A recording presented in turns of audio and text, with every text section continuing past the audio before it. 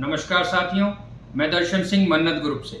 साथियों, यमुना एक्सप्रेसवे क्षेत्र में जो विकास कार्य चल रहे हैं उनकी खबर हम आपको अपनी वीडियो के माध्यम से देते रहते हैं। साथ ही साथ अगर बात करें यहाँ पर जो निवेशक निवेश करने के लिए प्लानिंग करते हैं उनसे संबंधित कोई जानकारी हम आपको जो अपनी वीडियो के माध्यम से देते हैं।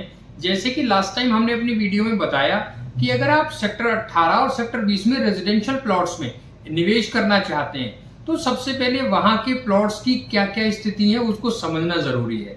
हमने आपको अपनी पिछली वीडियो में बताया कि दो कैटेगरी के प्लॉट वहां हैं, रजिस्टर्ड और अनरजिस्टर्ड कैटेगरी। साथियों, आज मैं आपको ये इस वीडियो में बताने जा रहा हूं कि अगर आप वहां 300 मीटर की अगर बात करें वहां रजिस्टर्ड प्लॉट खरीदते हैं या अनरजिस्टर्ड प्लॉट खरीदते हैं तो आपको किस किस तरह से खर्च करना है।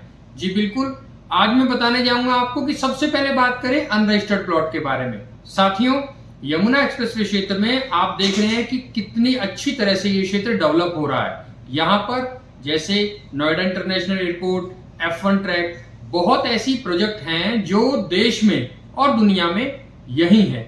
अगर देखने की बात करें, जैसे भारत देश की बात करें तो यहाँ F1 ट्रैक ये भारत का अकेला F1 ट्रैक है जो यहाँ आपके यमुना एक्सप्रेसवे क्षेत्र में मौजूद है। और इसी वर्ष सितंबर में वहां मोटो जीपी की रेस भी होने जा रही है। साथियों, इतने बड़े प्रोजेक्ट के वॉकिंग डिस्टेंस कह सकते हैं क्योंकि इतने बड़े क्षेत्र में 2, 4, 5, 10 किलोमीटर का डिस्टेंस कोई डिस्टेंस नहीं होता है। आप यहां अगर निवेश करने की प्लानिंग कर रहे हैं, सबसे पहले तो आप अपना मन बनाएं और यहां निवेश करें। सोचे ना, क्योंकि ये गोल्डन चांस है। ये अगर समय बीत गया तो चीजें निवेश तो फिर भी करा जा सकता है, लेकिन जो आज चीज जिस प्राइस में मौजूद है, जिस लोकेशन में मौजूद है, कल वो उस लोकेशन पर मौजूद नहीं मिलेगी। जैसे सपोज आज अगर आप प्लानिंग कर रहे हैं निवेश की तो आप आज अपने मन यानी इच्छा अनुसार किसी लोकेशन पे प्लॉट चाहते हैं, आप इजीली पा सकते हैं क्योंकि विकल्प ज्यादा हैं। जी, अगर बात करें यहाँ पर दो कैटेगरी के प्लॉट हैं। ये 21,000 प्लॉट अलॉट हुए थे साथियों 2009 में, और उसके साथ साथ सेक्टर 18 में सभी साइज 300 मीटर के हैं और सेक्टर 20 में मिक्स साइज हैं, यानी वहां 300, 500, 1000, 2000, 4000 वहां सभी मिक्स साइज दिए गए हैं। साथियों, जैसे 300 मीटर के साइज के विषय में अगर बात करें तो वहां दो कैटेगरी के प्लॉट है, रजिस्टर्ड और अनरजिस्टर्ड। साथियों, अगर आप अनरजिस्टर्ड प्लॉट खरीदते हैं उसमें सबसे पहले आपको प्रॉपर्टी का ट्रांसफर होना है आपके नाम, जो टीएमबी बोला जाता है, ट्रांसफर ऑफ मेमोरेंडम। साथियों, अगर आप अपने प्लॉट की 300 मीटर के प्लॉट का ट्रांसफर कराते हैं उसमें आपको 615 रुपए पर स्क्वायर मीटर का खर्च आता है ट्रांसफर कराने की जो प्रोसेसिंग है उसमें, प्लस उसमें 1100 रुपए फाइल चार्ज लगता है। साथियों, ये खर्च आएगा आपको टीएम कराने का। साथ ही साथ अगर बात करें इस पूरे ही प्रोसीजर में जो वकील आपकी हेल्प करते हैं उसकी फीस भी आपको इसी के इससे अलग सिर्फ वकील फी बच जाती है, वो भी आपको देना होगा। साथियों, ये प्रोसीजर है आपको 300 मीटर के अनरजिस्टर्ड प्लॉट में सबसे पहले टीएम कराने का। अगर बात करें उसके बाद, साथियों उसके बाद जब आपके नाम पे टीएम रजिस्टर्ड हो जाता है तो पहले तो वेरिफिकेशन करती है अथॉरिटी कि जो सेलर हैं उनसे पूछा जाएगा कि क्या आप इनको सेल कर रहे हैं। वो सारी वेरिफिकेशन के बाद आपके नाम पर प्रॉपर्टी ट्रांसफर हो जाती है। ट्रांसफर होने के बाद फिर आपको लेटर के माध्यम से डाक द्वारा ये सूचित किया जाता है कि आप अपने प्लॉट की रजिस्ट्री करा दीजिए।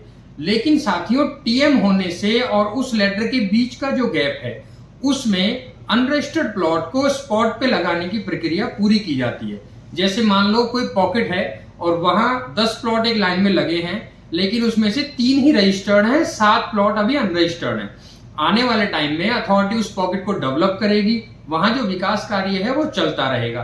यानी आपकी टीएम होने से लेके और आपको डाक द्वारा सूचित करने तक का जो समय है उसके बीच में अथॉरिटी वो 7 प्लॉट भी स्पॉट पर लगा देगी, डिमार्केशन करके टी के आधार पर।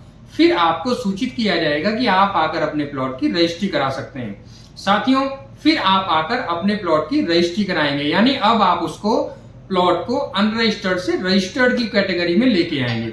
साथियों, आपको डाक द्वारा सूचित करने के बाद जब आप अपनी रजिस्ट्री कराने के लिए अथॉरिटी आएंगे, सबसे पहले आपको उस प्रॉपर्टी का लीज रेंट जमा करना होता है। जो सिर्फ वन टाइम पे करना होता है साथियों। आपके अलॉटमेंट प्राइस का, जो प्रॉपर्टी का अलॉटमेंट प्राइस है, उसका 10% आपको लीज रेंट देना होता है, जो वहां आपकी प्रॉपर्टी में विकास कार्यों में अथॉरिटी ने खर्च किया है, उस आधार पर ये लीज रेंट दिया जाता है साथियों।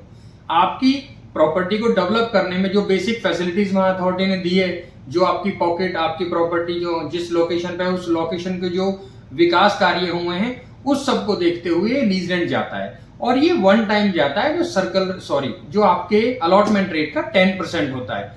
अगर बात करें साथियों अलॉटमेंट, इस लीज रेंट को देने के बाद फिर इसका रजिस्ट्री का प्रोसेस शुरू होता है। जैसे उत्तर प्रदेश सरकार को स्टैंप ड्यूटी आती है, वो आपके टोटल वैल्यू का 7% आपका इसमें स्टैंप जाएगा। 7% का स्टैंप देने के बाद 1% की रजिस्टर्ड, मतलब जो रसीद कटती है, 1% की रिसिप्ट का खर्चा आपको लगेगा। यानी ओवरऑल 8% आपको ये खर्च करना होगा टोटल वैल्यू पर। अगर बात करें यहां तीसरे खर्चे की साथियों, इसमें ऐसा होता है कि 200 रुपए आपका अदर एक्सपेंसेस होते हैं। जैसे आप अपनी प्रॉपर्टी को अपने नाम पे रजिस्टर्ड कराएंगे तो 200 रुपए आपका अदर एक्सपेंसेस का पर स्क्वायर मीटर का खर्चा होगा, जो अथॉरिटी में जाता है। साथ ही साथ अगर बात करें इसमें एडवोकेट की फीस को ऐड करते हुए ये आपका टोटल खर्च हो जाएगा। इसके बाद आप जब प्लॉट आपका रजिस्टर्ड हो जाएगा, रजिस्टर्ड होने के बाद वकील से अपनी रजिस्ट्री प्राप्त कर लें, और जिस दिन आपका प्लॉट रजिस्टर्ड हुआ है उस रजिस्ट्री वाले दिन से उसके 3 वर्ष का समय मिलता है आपको उस प्रॉपर्टी पे कंप्लीशन बनाने का। जी बिल्कुल, ये अनरजिस्टर्ड प्लॉट को जब आप रजिस्टर्ड कराएंगे तो आपको मिलेगा 3 वर्ष का।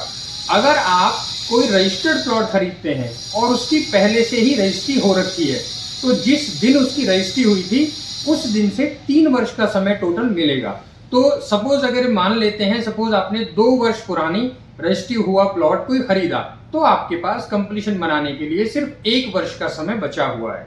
लेकिन अगर इस प्रोसीजर की बात करें तो आपने रजिस्ट्री कराई, रजिस्ट्री कराने के बाद 3 वर्ष का टोटल जो वक्त आपको मिलेगा कंप्लीशन बनाने का, वो आपको अपने इस प्रॉपर्टी पर मिलेगा। आपको 3 वर्ष के अंदर वहां कंप्लीशन बनाना है, जो टोटल एरिया का लगभग 35% आपको कवर करना होता है।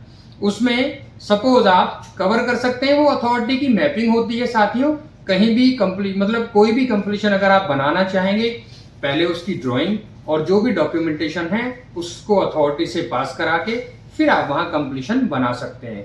उसमें जिस प्रकार का मैपिंग आप अथॉरिटी को दिखाएंगे, जो अथॉरिटी मैप पास करेगी, उसके आधार पर ही कंप्लीशन आप वहां बनाएंगे।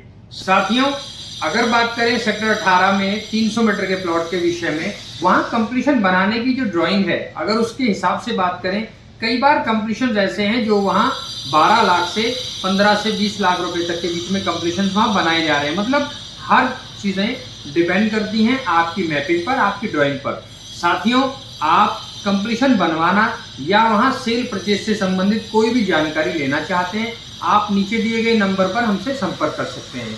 आप ये जानकारी हमारी वेबसाइट से प्राप्त कर सकते हैं। हमारी वेबसाइट है www.mannatgroupofrealestate.com। साथियों यमुना एक्सप्रेसवे क्षेत्र, ग्रेटर नोएडा क्षेत्र, किसी भी प्रकार का निवेश करना चाहते हैं, चाहे वो रेजिडेंशियल हो, कॉमर्शियल हो, फार्मिंग लैंड, आप चाहें तो गांव की आबादी में भी निवेश कर सकते हैं। हमारे पास आपके लिए बेहतर विकल्प है। आप हमसे संपर्क जरूर करिएगा। धन्यवाद।